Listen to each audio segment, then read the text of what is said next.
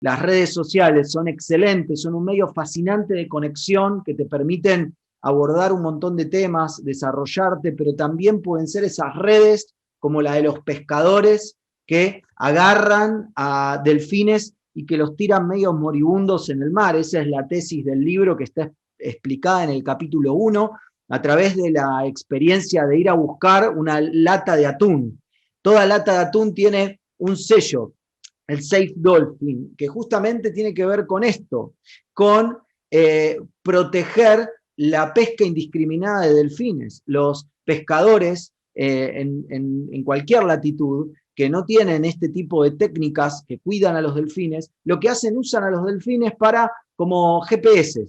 Cuando comen los delfines en la superficie del océano, saben que abajo hay atunes que están comiendo también. Entonces tiran redes y capturan a los atunes, pero también a los delfines. Esos pescadores no quieren a los delfines y los tiran medios moribundos. Yo veía que había un montón de situaciones comunicacionales, vinculares, también sexuales, que estaban de alguna manera llevando a muchos adolescentes a una esclavitud, a una situación de no felicidad. Así que escribí el libro con esa impronta. La verdad es que, en ciertos sentidos, hoy con la cuarentena encima, con toda la digitalidad, nos pasó un tren por encima, un tren muy fuerte. La verdad es que nos encerramos en casa y tuvimos que trabajar en casa, estudiar en casa. La hiperconvivencia nos llevó a una irritabilidad total, un montón de familias pasaron por tiempos de violencia, por tiempos de dificultad, porque justamente el lugar mismo donde comíamos era la escuela, era la iglesia, era el lugar de entretenimiento, era todo, ¿no? Y en algún sentido, ¿sí? Yo quiero ahora meterme en el libro actual y quiero decirte lo siguiente. Mira, te quiero pasar por estas diapos y quiero caer en esta. La virtualidad en esta pandemia, ¿sí? Que nos metió en Internet al 100%, en cierto sentido, quiero decirte, nos mostró el lado fascinante. Un poco Fernando fue el bueno de la película, si te gusta Star Wars sería Luke Skywalker, y David te mostró la otra parte, sería el Darth Vader de la cuestión, ¿no? A ver, ¿qué significa la paradoja digital? Significa que en el momento en el cual descubrimos el potencial, lo fascinante que es la virtualidad, en paralelo nos dimos cuenta de sus límites, nos dimos cuenta de sus dificultades, de sus oscuridades, de lo malo que tiene en mucho sentido la virtualidad. Extrañamos el beso, el abrazo, el contacto, porque justamente somos seres gregarios, seres relacionales. Hay un estudio de Spitz que yo nombro en el libro que dice que cuando investigó a bebitos que estaban enfermos, descubrió que los bebés que tienen mayor contacto físico, igual de enfermos, ¿sí? Pero tienen mayor contacto físico, tienen más probabilidades de sobrevida que los que no tienen contacto. Eso nos habla de que somos seres que necesitamos el contacto físico, de lo fascinante, del potencial que tiene, pero a su vez de las problemáticas. Y tocamos temas como grooming, bumping, ciberbullying, síndrome Jekyll y Hyde, que es identidad virtual, nomofobia, ciberadicción, el pubbing, el phishing. Mostramos casi todas las problemáticas, pero desde una manera de fundamento, ¿sí? De fundamento. A eso me quiero referir, de fundamento. Quiero ahora responder esta pregunta. Ahora, ¿por qué una segunda edición? Bueno, en el 2017 no había un estudio tan grande como lo que pasó en la pandemia. La verdad es que la pandemia nos está dejando muchísimos aprendizajes sobre los límites de la digitalidad. Entonces, decidí reescribir el material, hacerle una releída. Yo había hecho una review de todos los papers de revistas de sociología, psicología, leí filósofos de distintas edades y de distintos continentes justamente para tener un fundamento, un argumento para poder hablar. Y además, por supuesto, la escritura como pastor, los tiempos de oración, de buscar revelación de Dios para entender cuáles eran los procesos la anticipación. Así que decidí escribir un libro nuevo, una reedición, porque nos estaba dejando muchísimos aprendizajes y además los cambios que se están dando en el mundo son estructurales. No solo hay un aceleramiento de los cambios que se dio en la prepandemia, se están dando otros, que está justamente surgiendo un nuevo mundo, un nuevo concepto de globalidad, un nuevo concepto de política, de economía, de trabajo, de educación, de relaciones, de vínculos, de entretenimiento. Entonces tenía que escribirlo, la verdad es que era un impulso de mi espíritu. Así que el libro en sí mismo es una reedición, respondí primero otra, ¿no? Estoy tan emocionado que respondí otra. ¿Por qué una segunda edición? Y después, ahí está, ¿qué te encontrarás en esta edición? ¿Qué te vas a encontrar en esta edición de distinto? En esta edición te vas a encontrar un capítulo entero dedicado a los pandemials. Luego una modificación de todos los capítulos menos 2.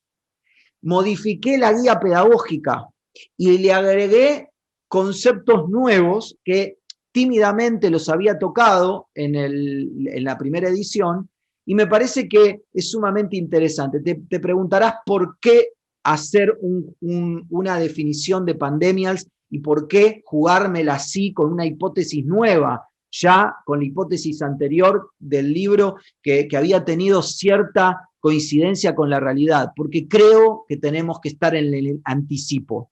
Nos tenemos que anticipar a los cambios para no quebrar. Todos sabemos la historia de la empresa que imprimía fotos. La verdad es que esa empresa tuvo la oportunidad de girar a lo digital. Hoy no existe, hoy está quebrada. Y la verdad es que pienso en la familia, pienso en la educación, pienso en la iglesia, pienso en los clubes, pienso en la política, pienso en todas las áreas que nos toca, ¿verdad? Si no cambiamos y no nos adaptamos rápidamente a los cambios, vamos a quebrar como esa empresa. Así que el desafío de Pandemials, justamente, tiene que ver con pensar. No tiene que ver con que yo soy un gurú y vengo a decirte lo que va a pasar en el futuro. En realidad, vengo a animarte a pensar que no es lo mismo haber nacido durante las guerras mundiales, como nació mi bisabuela, que nacer cuando esas guerras mundiales ya habían terminado. No es lo mismo haber nacido en la construcción de lo que fue la cortina de hierro que haber nacido en el momento en el cual se cayó el muro de Berlín. No es lo mismo haber nacido en pandemia que no haber nacido en pandemia. Nuestros niños, nuestros adolescentes están siendo transformados por una realidad que por momentos pareciera ciencia ficción. Así que decidí justamente anticiparme a los cambios. Mirá, yo anoté en el libro un par de características. Estamos viviendo la crisis económica social más profunda de toda la historia de la humanidad. Más del 50% de la población va a ser pobre.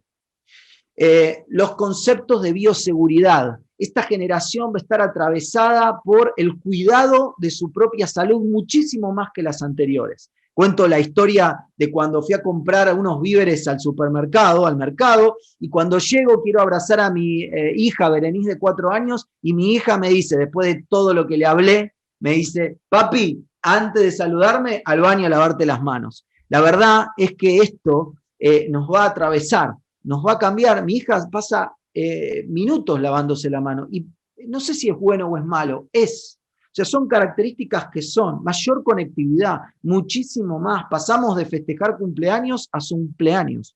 Pasamos de congregarnos a zungregarnos. Pasaremos a ser sumhumanos. Bueno, no sé si vamos a pasar a eso, pero sí quiero decirte que mucho más que la generación Y, esta generación que viene va a estar muchísimo más conectado por la educación, por el entretenimiento y porque todo tiende hacia ese lugar. Violencia y solidaridad. Bueno, hemos visto en esta pandemia las dos caras de la moneda. Se ha multiplicado el racismo, la violencia intrafamiliar, los femicidios, pero por otro lado se ha multiplicado la solidaridad, la generosidad, el amor, el abrazo. Hablo del déficit relacional como característica y de la hipersensibilidad psicoemoespiritual. Bueno, no te quiero dar mucha más información, pero en el libro detallo estas características para estar alertas, para estar con los ojos bien abiertos. Pero quisiera hacer un juego ahora en Mentimeter. El juego es simple. quiero que te metas en este link y en función de tu edad, en función del año en el que naciste, selecciones, ¿sí? Selecciones el nombre de la generación a la cual perteneces, ¿sí? Así que ahí tenés el clic, el link, hacete clic ahí y va a aparecer una pantalla en la cual vas a tener que seleccionar, en función del año en el cual naciste, cuál es tu generación. Quiero que pensemos ahora rápidamente, a ver, ahí vamos a ver los resultados. Ya van votando 39, muy bien.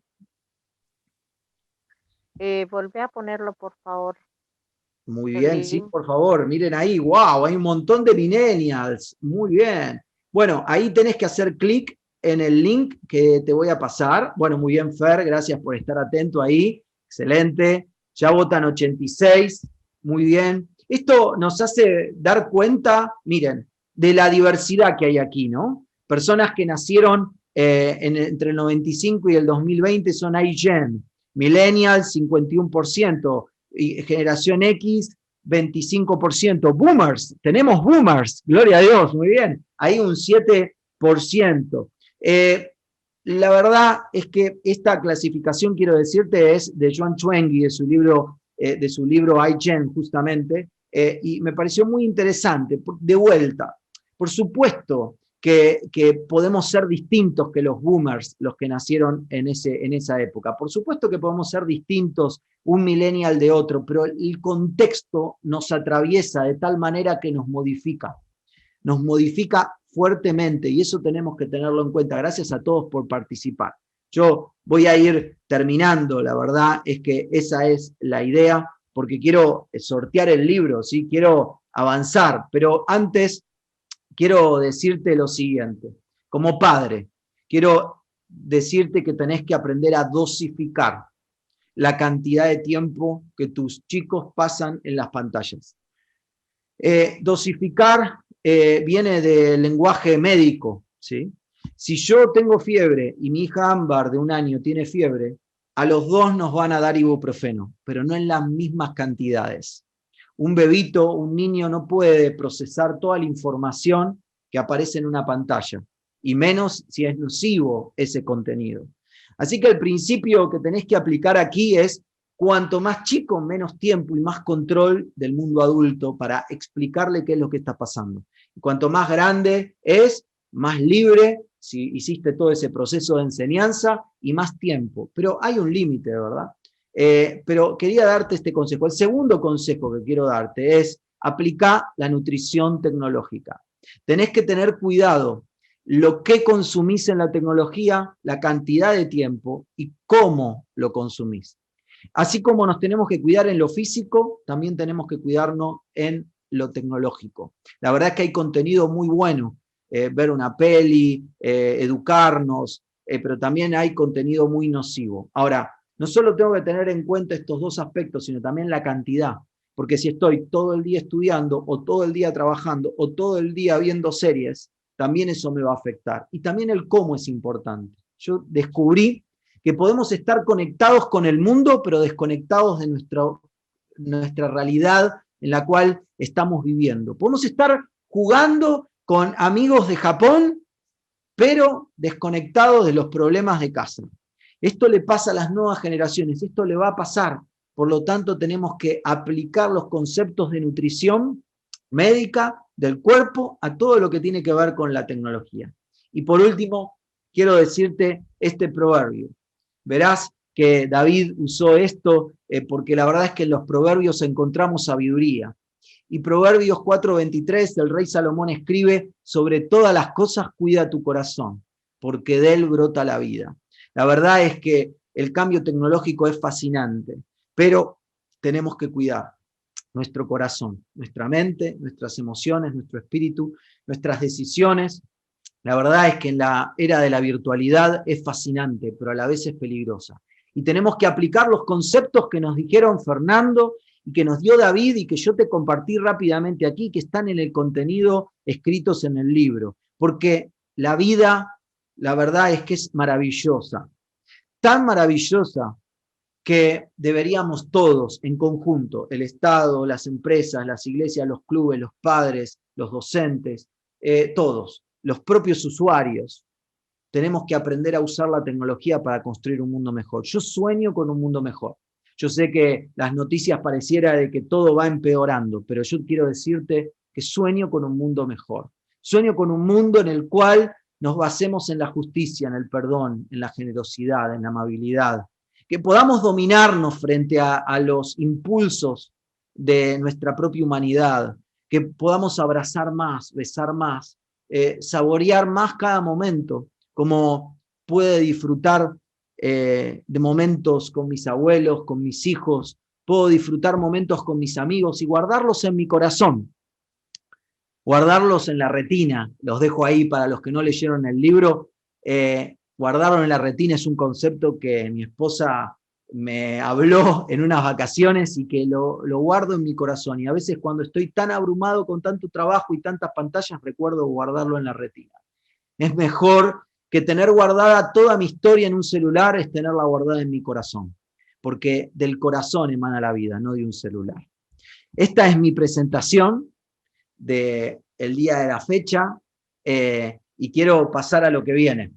Y ya vamos a ir terminando. Así que gracias a todos los que se conectaron, a todos los que están aquí presentes.